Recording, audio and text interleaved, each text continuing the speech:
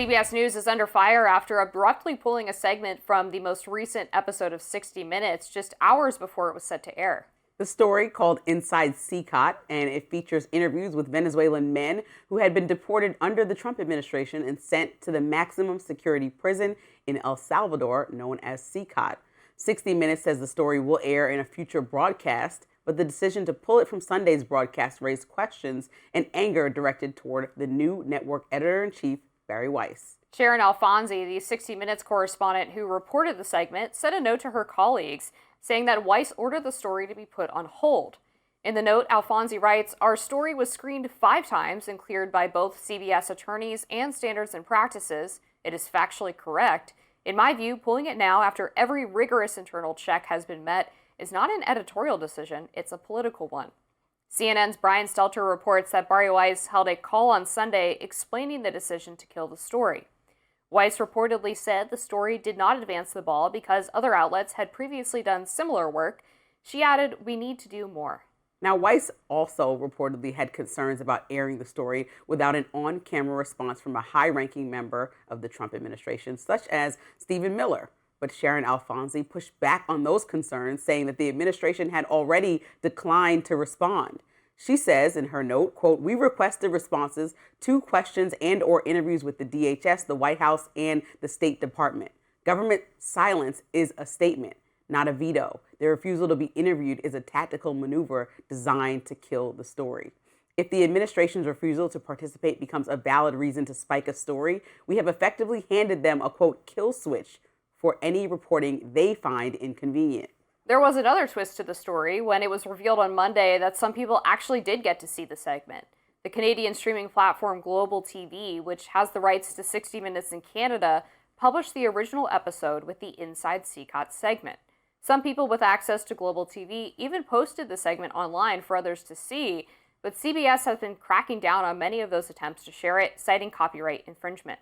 Now, the move to pull the story was criticized online by journalists and lawmakers alike. California Congressman Ro Khanna says in a post on X, quote, "A free press isn't free if stories get shelved just because the powerful won't talk. CBS pulling the CECOT story on Venezuelan deportees sent to El Salvador's brutal prison erodes trust. We are losing trust that government and media serve us, not the elite." And writer Ryan Grimm says, quote, "The next time Bari Weiss assigns a story about October 7th, I wonder if the reporter will push back and say, sorry, that's old news. We can't do it without Hamas on camera." Yeah, so I was looking at some of the reasons why Bari Weiss decided to pull this report, and frankly, as a news editor, I completely understand where she's coming from. If 5 other mainstream media outlets have done a video package interviewing people at the CECOT prison, and we're not adding anything new to the story, that's a waste of production time. And so she was merely asking for them to try to add something new to the story. Why do it unless you're giving people additional information that they can't find elsewhere? What's your comparative advantage as 60 Minutes to put together this video package? And she points out in a memo that was sent to staff that she wanted several questions answered by the administration, such as, do they now regret it in light of what these Venezuelans endured? She also says that they do not present the administration's argument at all about why they sent those Venezuelans to CECOT. She says we have Caroline Levitt's soundbite claiming they were evildoers, but isn't there much more to ask in light of the torture that we are revealing? Tom Homan and Stephen Miller don't tend to be shy. We should push harder to get those principles on the record. She also says the data we present paints an incongruent picture. Of the 252 Venezuelans sent to CECOT, we say nearly half have no criminal histories. In other words, more than half do have criminal histories. We should spend a moment explaining this. We then say that only 8 of the 252 have been sentenced in America for violent offenses, but how many have been charged? And the memo goes on to basically say, we are presenting this one-sided story.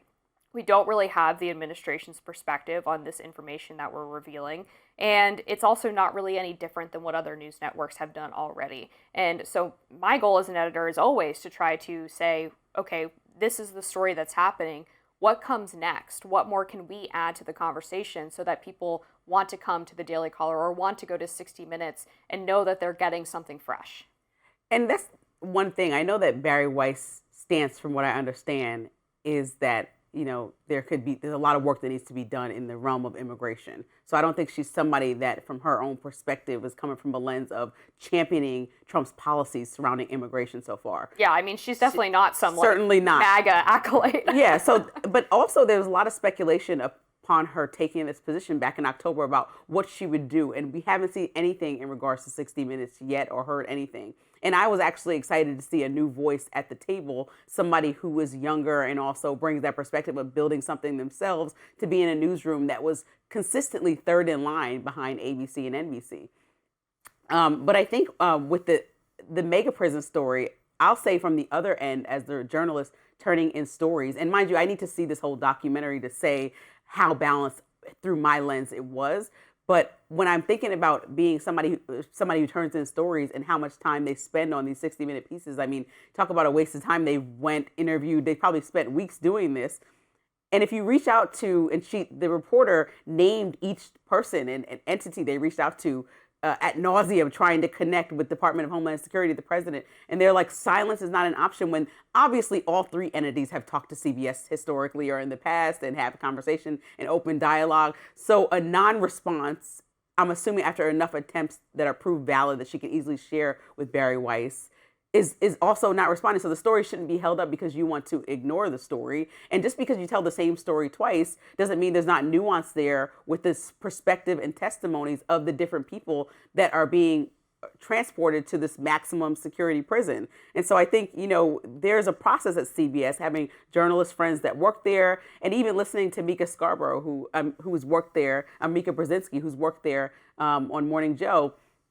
Yesterday, she was talking about the rigorous process that it goes to several edits, frame by frame of video, specifically at 60 Minutes. And maybe not every video journalism program's like this, but 60 Minutes has this rigorous, well-known in the industry process to not let any things that are egregiously incorrect go through. And mind you, everybody makes mistakes, but she's like, that process is not a small thing. So to get all the way to this finish line, and then Bari Weiss jumps in after it's been approved by legal and standards, it's like, you've been there since October. Why didn't we? If you felt strongly about wanting to know what the story was, perhaps we could have caught that ball a little bit earlier. Perhaps. I will say, I oversee all of the original reporting at the Daily Caller. So any enterprise piece, which is, sort of the print equivalent of what 60 Minutes is charged with doing, which is original reporting. And it's very rare that I get a piece in file that I'm happy with, right? I'm always going back to the reporter and getting them to push a little bit harder. And that's what a good news editor does, which is making sure that the person who is turning something in has really covered all of their bases, has really pushed all of their sources as much as they possibly can to present a full, colorful piece that advances the conversation. And Axios had a report actually that indicated that the administration apparently did provide comment on several occasions from official spokespeople, and that none of those comments were actually included in the piece.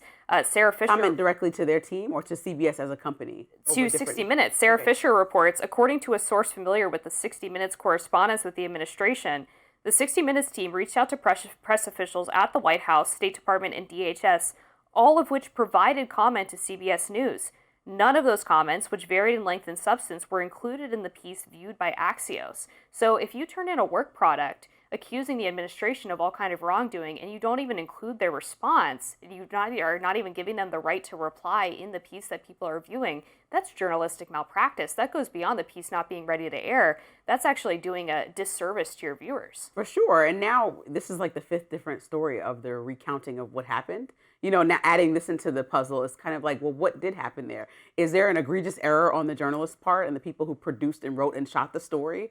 Did they do their due diligence and it was included in the story and we haven't watched this piece yet to see if all 10 minutes did cover their response to the degree that it wasn't? Even if the president did give a short response, like, none of that is true. Was that in there? The president's team said this to say, like, we just don't know. And I think that they might as well release it with whatever context as soon as possible so that people and the viewers at home can get that context, or now that it's on the national stage and everyone's talking about it, the president should just respond directly. Every time he speaks to the public after the holiday season, he has an opportunity to respond, and we have his response on record. They can pull that if he doesn't want to talk directly to CBS, and let the public decide what they feel about this story.